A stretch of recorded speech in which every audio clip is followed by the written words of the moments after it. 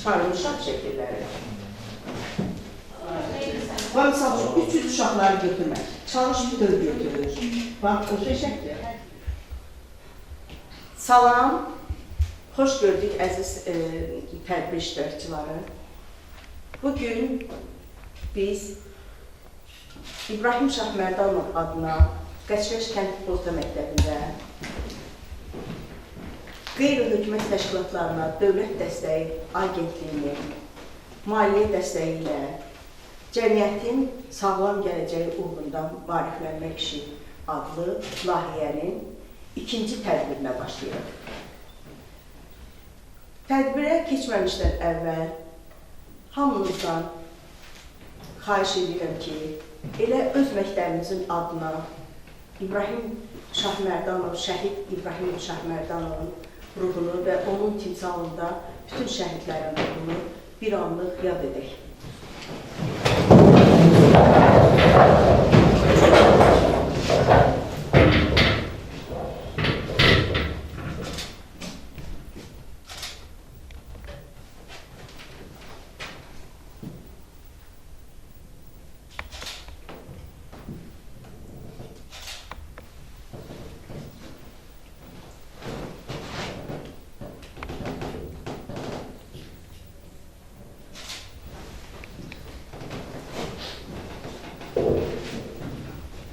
Allah rəhmət eləsin.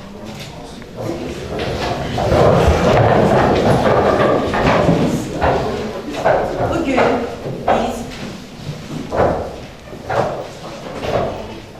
qeyri-hökumət təşkilatlarına dövlət dəstəyi agentliyinə çox təşəkkür edirik ki, bizə maliyyə dəstəyi göstərdi və biz bugünkü layihəmizi yerinə getirməyə nail olduq.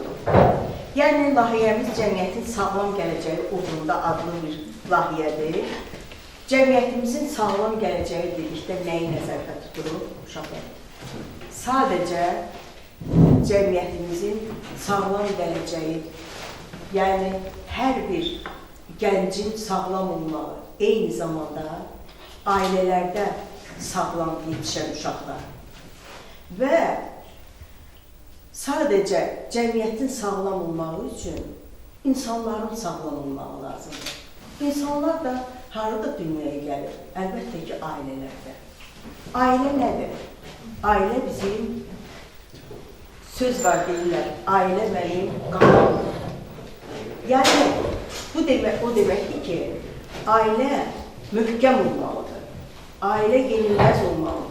Ailə ondan ötürü qurulmur ki, bu günləri ailə qurulsun, sabah boşanmaqlar başlasın. Bunları möhkəmləndirmək lazımdır. Bunlar haqqında düşünmək lazımdır. Ailə qurmamışdan əvvəl bunlar haqqında möhkəmcə fikirləşmək lazımdır, hər tərəfli. Bəs ailə qurarkən, ailə nədir dedik? Ailə sosial bir qurumdur. Ailə qurarkən biz o qədər hər tərəfli məsuliyyətlə bu ailəni qurmalıyıq ki, heç kəsə arxain olmadan, heç bir insanın, başqa tərəfdaşın sözü ilə ailə qurmaq lazım deyil. Düzdür, bizim Azərbaycançılıq mentalitetimiz var. Yəni biz əksərən valideynimizin məsləhəti ilə, valideynimizin sözləri ilə, onların bizə verdiyi məsləhətlərlə nə edirik? Ailə qururuq. Ancaq hamımıza mənim tövsiyəm var. Ata, ana düzdür, ətrafdakıları bilir ki, bu ətrafdakı insanlar yaxşıdır, tanıyırıq, yaxın qohumlardır, nə bilim, onların xüsusiyyətlərini bilirik. Sən orada ailə qurmuş olsan, gənc oğlan kimi, gənc qız kimi ailə qurmuş olsan, xoşbəxt olarsan. O, sənin ətrafında olan və öz valideyninin fikridir. Bəs sənin fikrin? Bəs sənin o ailə haqqında fikrin? Axı, hər kəs fərdidir. Hər kəs özü öz haqqında düşünə bilir. Hər kəs özünü yaxşı tanıyır. Bəzən görürsən, valideyn özü də uşağını hər tərəfini tanıya bilmir. Ona görə də boşanmalar artır. Ona görə də ailə qurarkən, ailə hüquqlarını bilmədən ailə quranda, bəli, nəticəsi bu olur, boşanmalar. Bir statistikaya görə ailələrin boşanmağı çox, həddən artıq çoxdur. Keçən ilə nisbətən bu illəri, bu il deyək ki, statistikaya, 24-cü ilin statistikasına görə bu ilki 6 ayın statistikasında çox böyük 10%-ə qədər artım var.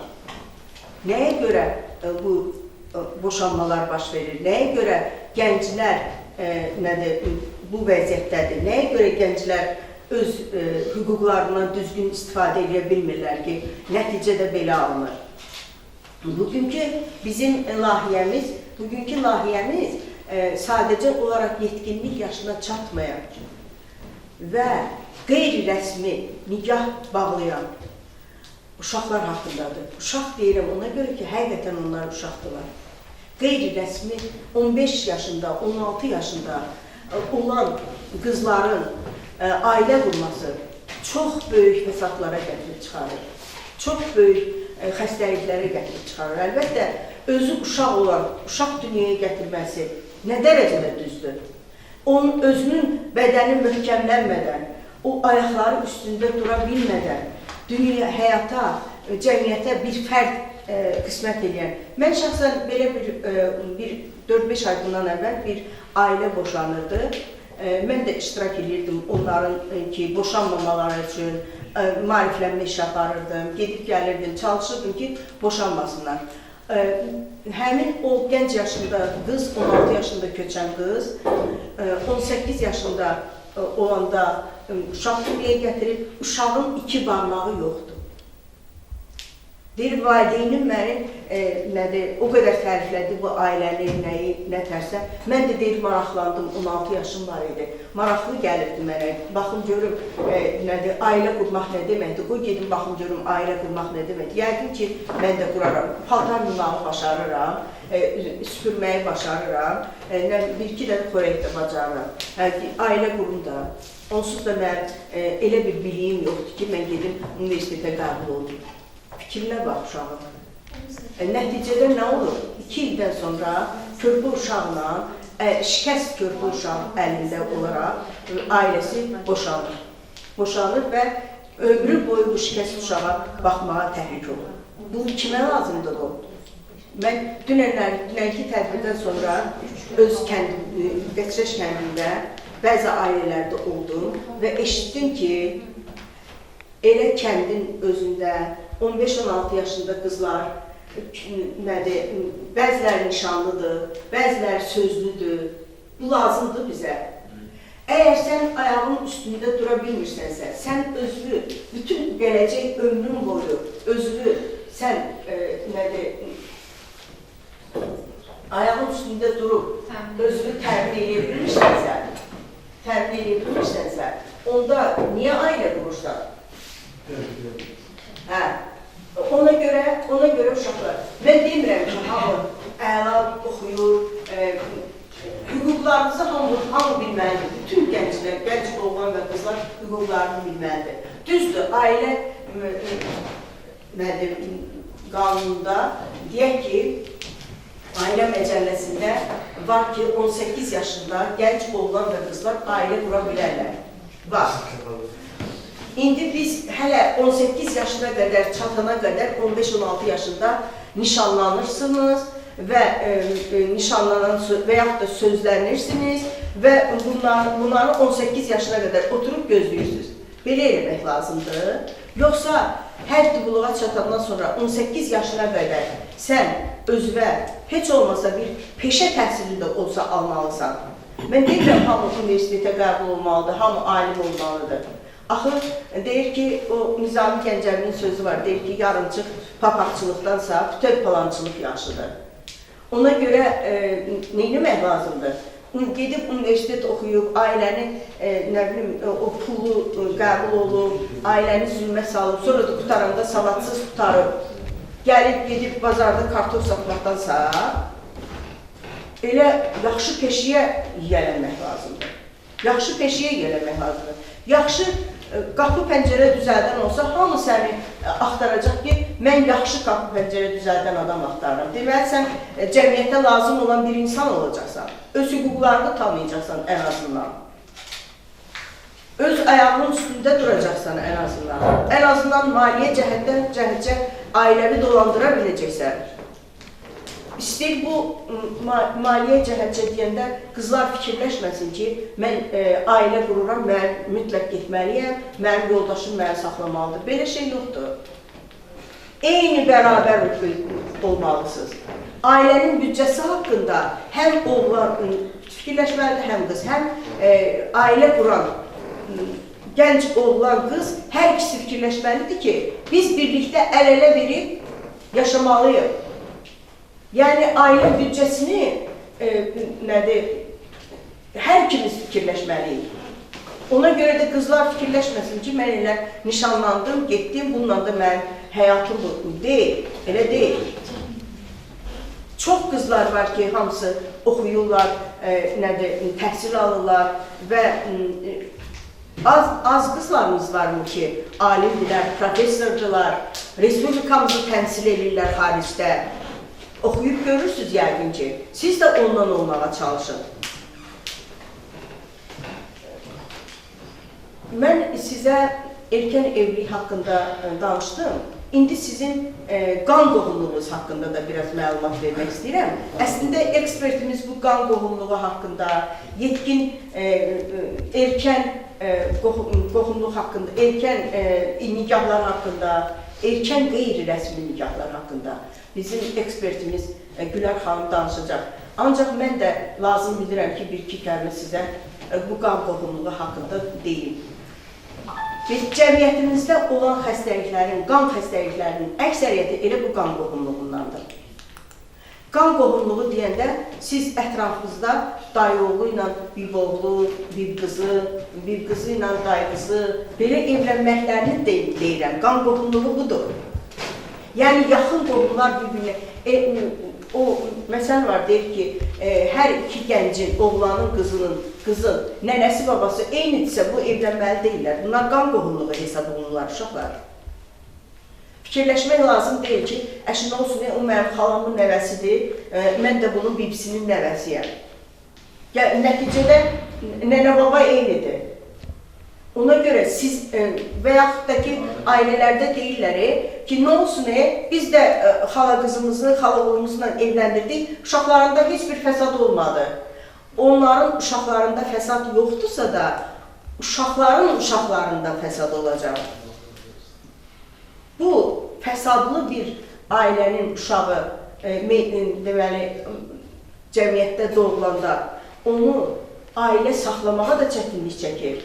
Ailənin bütün fərdləri o əlil uşağın çətinliyini çəkirlər. Biz əlbəttə istəyərik ki, respublikamızın əhalisi tam sağlam olsun, həm əqli cəhətdən sağlam olsun. O uşaqlarda deyim mən sizə, əqli cəhətdən də geriliklər olur. Bunlar haqqında ekspertimiz bizə geniş məlumat verəcək.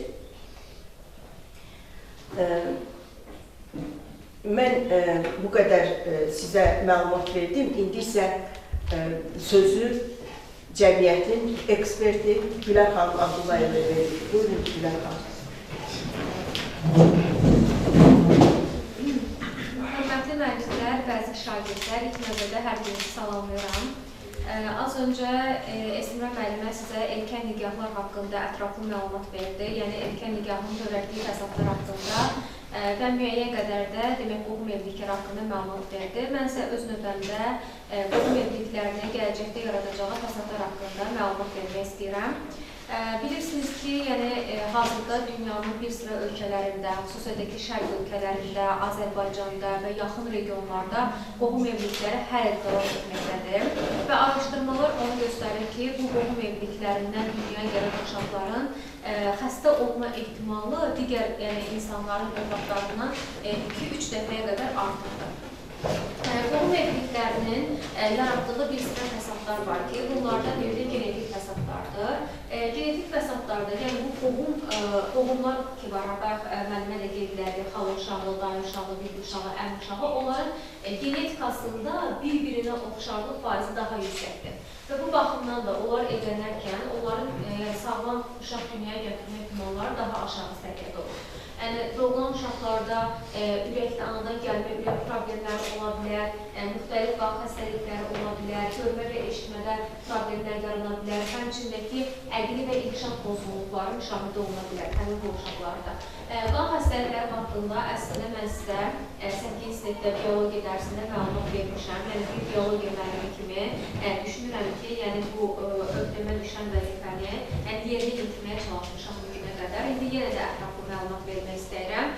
Bu qan xəstəliklərindən talasemiya və hemofiliya qohum evlilikləri zamanı daha çox meydana gələn xəstəliklərdir. Və Azərbaycanın bir sıra bölgələrində bu xəstəliklər daha çox müşahidə olunur. Şəki, Zaqatala, Balakən, Cənub zonasının bəzi rayonları.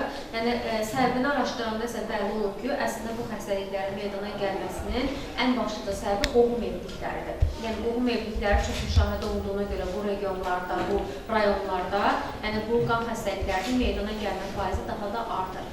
Və bu statistikaya əsasən müəyyən olmuşdur ki, qohum evlilikləri zamanı doğulan uşaqların xəstəliklərin olma ehtimalı 25%-ə qədər daha artıq görünür digər şəxslərin evliliyindən müqayisədə.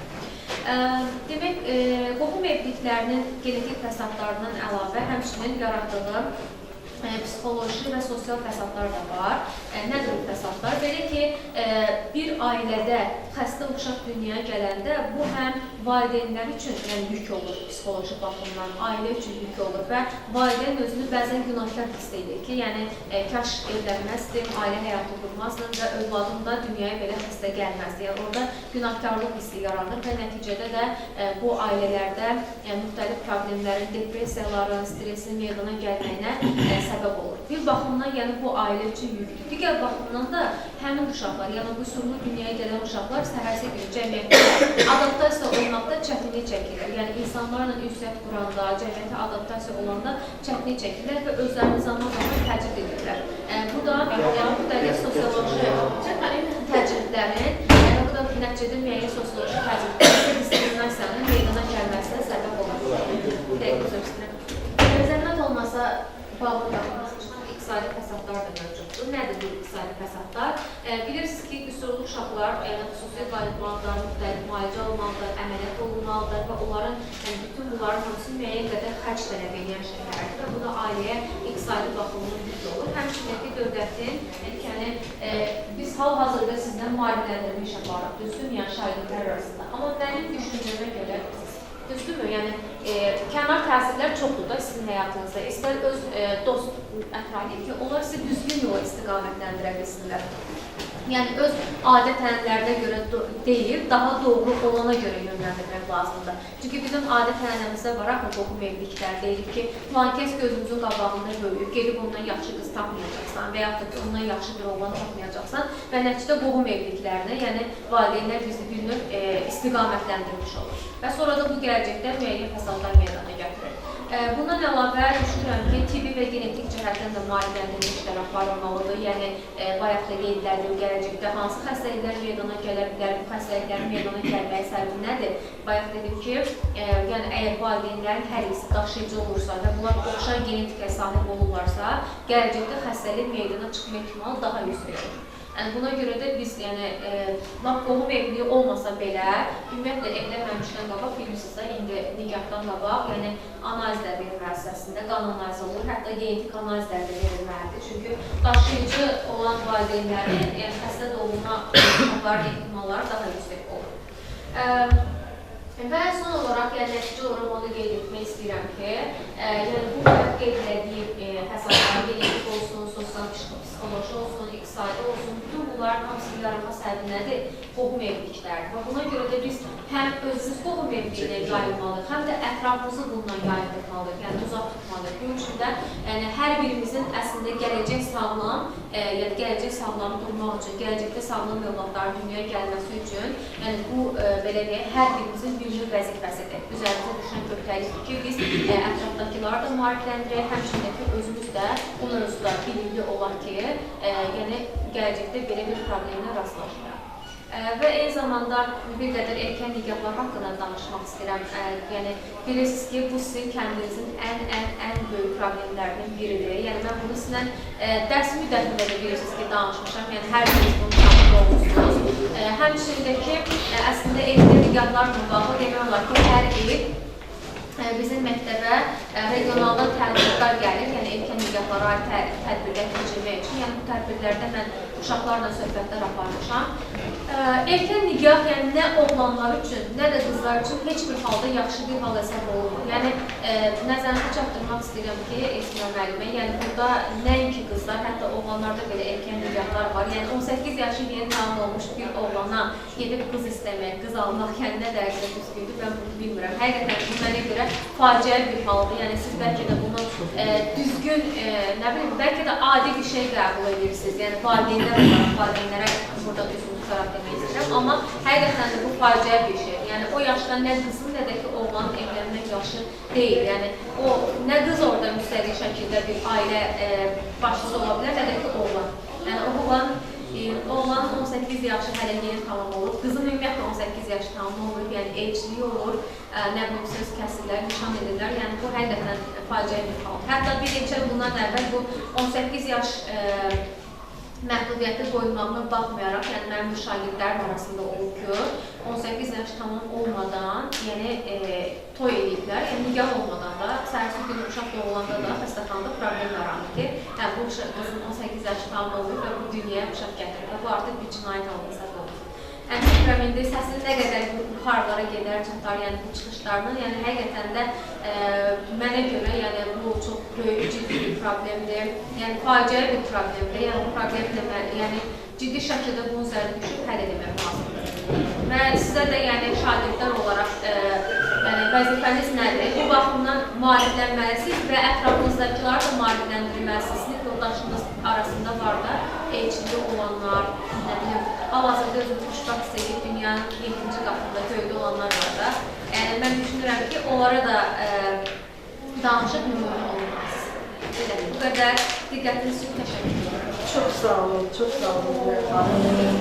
Elə mən Gülər xanımın sözlərinə qüvvət olaraq demək istəyirəm ki, heç də 18 yaşına gəlib çatıb, bəli, 18 yaşına çatmışam, mən artıq ailə qurmaq hüququm var, mən bu hüquqdan istifadə etmək istəyirəm. İstifadə et, belə sözümüz yoxdur. Ancaq 18 yaşına çatana qədər sən ayağının üstə durmaq üçün, yəni öz karyeranı qurmuşsanmı, sən bu ailəni hansı maddi cəhətdən saxlaya biləcəksən? Ailə qurandan sonra o ailədə yaranan o fərdə, yəni övladıma hansı xoşbəxtliyi ona verə biləcək? Bunlar haqqında fikirləşmək lazımdır. Mən də dünənləri kəndi gəzərkən belə şeylər eşitdim. Eşitdim ki, bu kənddə elə bil ki, adət halını alır. 15-16 yaşına çatan kimi qızı sözləşdirirlər, sözlük deyirlər ona, sözləşdirirlər, nişan deyirlər, sözlük deyirlər. Belə şeylər haqqında fikirləşmək lazımdır. Əziz mənim qızlarım, özünüz haqqında fikirləşin, həyatınız haqqında fikirləşin. Öz ayağınızın üstündə durmadan və öz hüququnuzu bilmədən ailə qurmağa getməyin. Valideyndir, mən özümün e-mail ünvanımı yazmışam orada sizə, paqqalarda. Baxın, hamınızın qarşısında paqqalar var. Baxın, paqqalarda sizin çubuqlarınızdan qoymuşam. Orada qələm qoymuşam. Mən e-mailimi deyəcəm, hamınız yazarsınız və müraciət edəsiniz mənə. Elə valideyn sizi təhrik edəyəndə ki, erkən nikaha təşkil edəndə mənə müraciət edəsiniz. Və biz də öz hüququmuzdan istifadə edərək valideyni dilə gətirək, sözə gətirək ki, bu uşaq öz hüququndan istifadə edəsiniz. Bütün bunların hamısı sizdən ötürüdür. Bu maariflənmə işi hamısı sizin xoşbəxt həyatınız üçündür. Xoşbəxt həyatınız üçündür sizə. Ona görə sizdən çox xahiş edirəm, hamınızdan xahiş edirəm.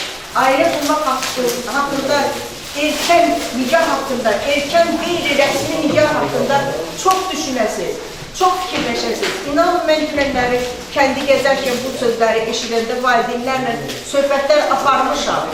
Və inandırmışam onu ki, sənin uşağın oxuya bilər, sənin uşağın təhsil ala bilər, sənin uşağın gələcəyi çox gözəl ola bilər. Ona görə bütün bunlar haqqında Siz yəqin ki, orta məktəbdə, tam orta məktəbdə olmayan istəyir şagirdlər siz hamınız. Sizə müraciət eləmək istəyirəm. Sizə şagird olaraq, daha doğrusu yeniyetmə olaraq müraciət eləmək istəyirəm. Yəqin ki, siz məktəbdə ədəbiyyat dərsindən esselər çəkmişsiniz, yazmışsınız esselər. Ailə haqqında da esselər yazmışsınız. Kim ailə haqqında esse yazır və oradakı fikirlərini mənə deyə bilər? İndi ailəniz haqqında qısaca məlumat verə bilərsiniz. Neçə nəfərlik ailədə, ailə üzvləriniz kimlərdir? Firuzə, məlumat verin. Sakin olun.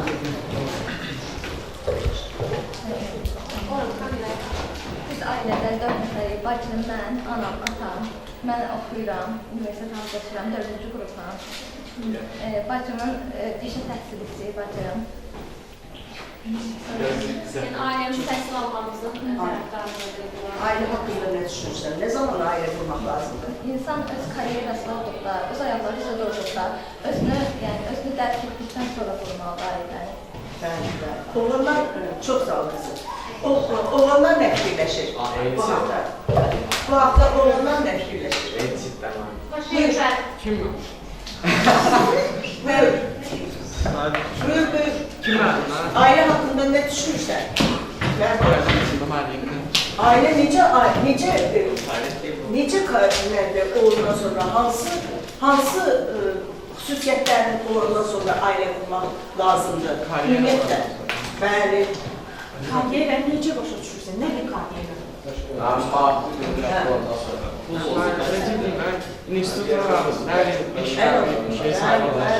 Mən olsa peşə sahibi olandan sonra.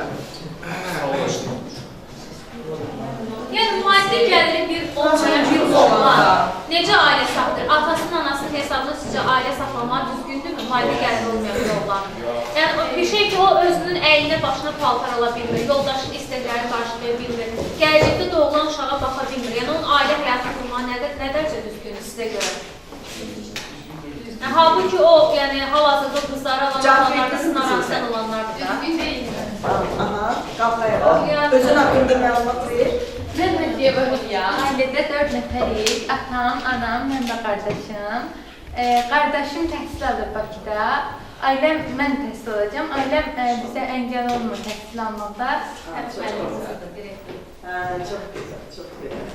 Çox gözəl qızım. Mən çox sevinirəm bu haqda, belə düşünən qızlar haqqında. Çox sevinirəm, hətta baxıb ki, gənclərimiz öz hüquqlarını bilsinlər ən azından. Ən azından öz hüquqlarını bilsinlər və öz hüquqlarından düzgün istifadə eləsinlər. Ona görə sizin hamınıza müvəffəqiyyət arzulayıram, hamınıza. Çox sağ olun ki, bugün hamınız fəal iştirak elədiniz.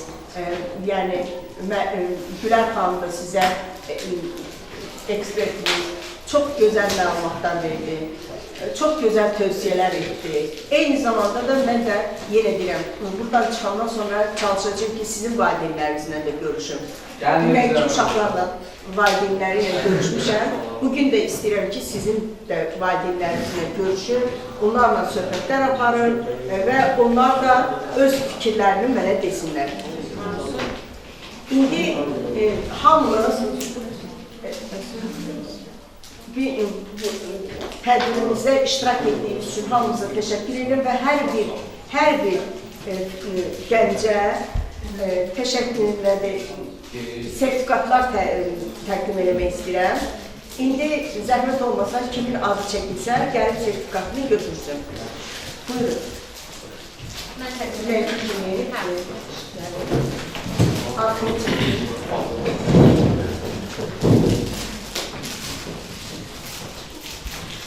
Hüsal Almasov.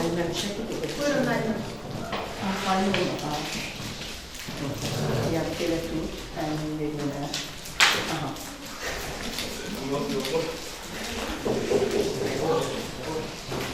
Bir dənə şəkil. Evsun Muradov. Her ihtimali karşı çıkıyor.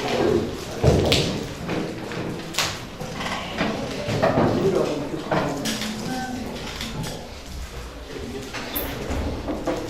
Aysən Hacıyeva. Çıxdınız. Yox, çəkmə. Çekmiyor. Artık iyi yapıyor.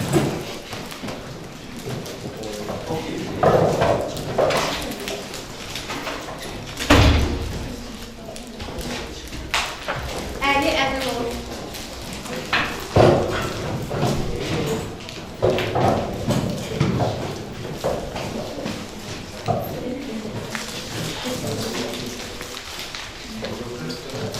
Günəş Polatşıyeva.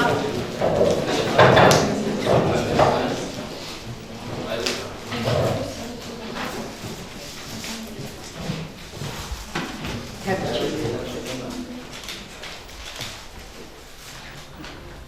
Murad Xammadov.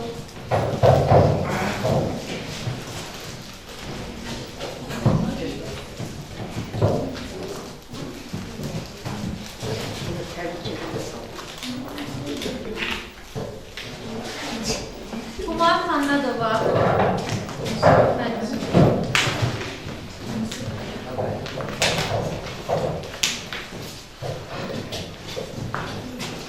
Təbrik edirəm. Hülya Hacıyeva. Təbrik edirəm.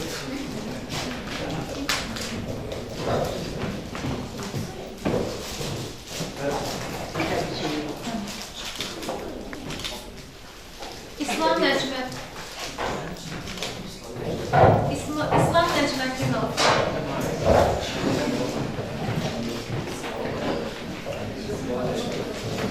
Təbrik edirəm.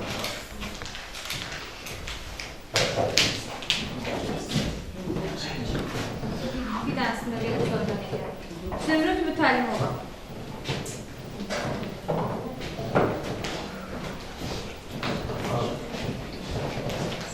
Təbrik edirəm.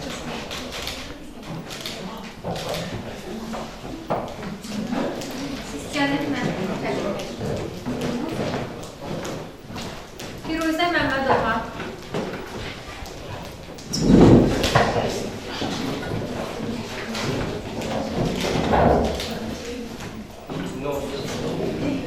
Cavit Muradov.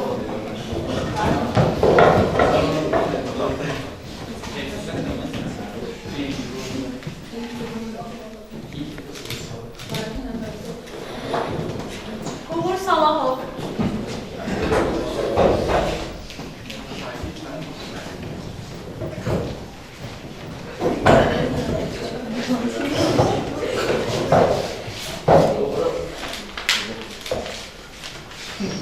Sərdar Hacıyev. İslam. Onu siləcəksin, eşitdin, hardasa paylaşmaq yoxdur.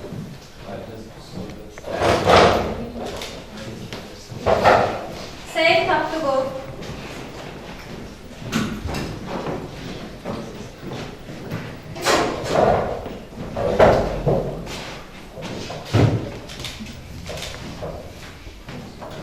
Leyli Balaşişeva.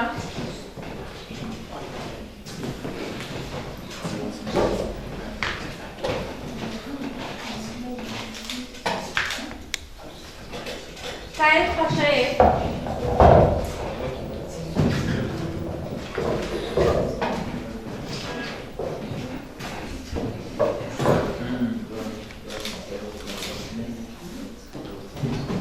Nərmin Balaşişeva.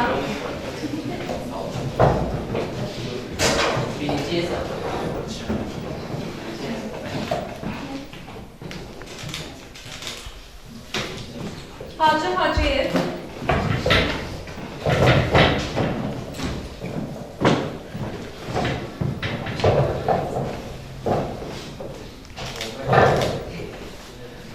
İknur Salamova.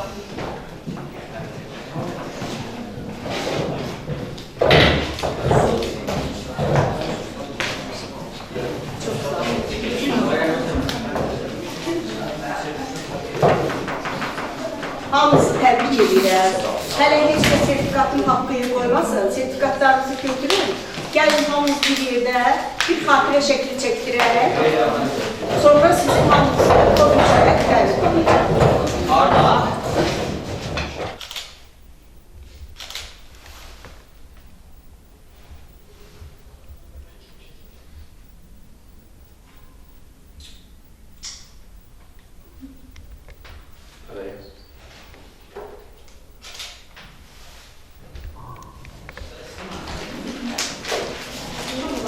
Var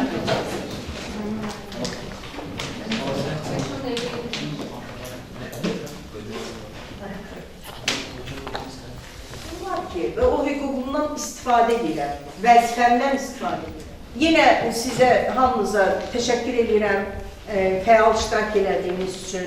Sertifikatları hamınıza təqdim elədik. Hamınız, orada mənim emək ünvanım var. Kimin nə sözü varsa, kimin nə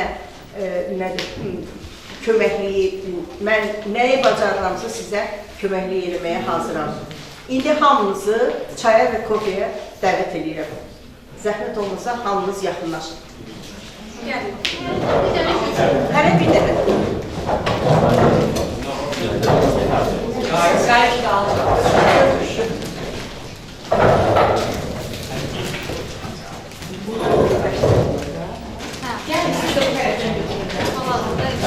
Gəlin hamınız götürün. Hamı gəlsin götürsün, heç bir oturmasın.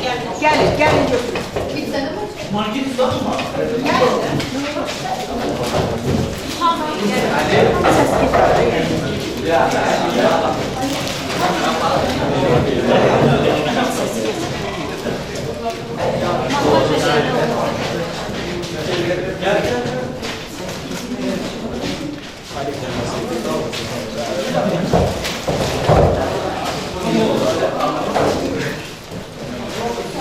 Canım.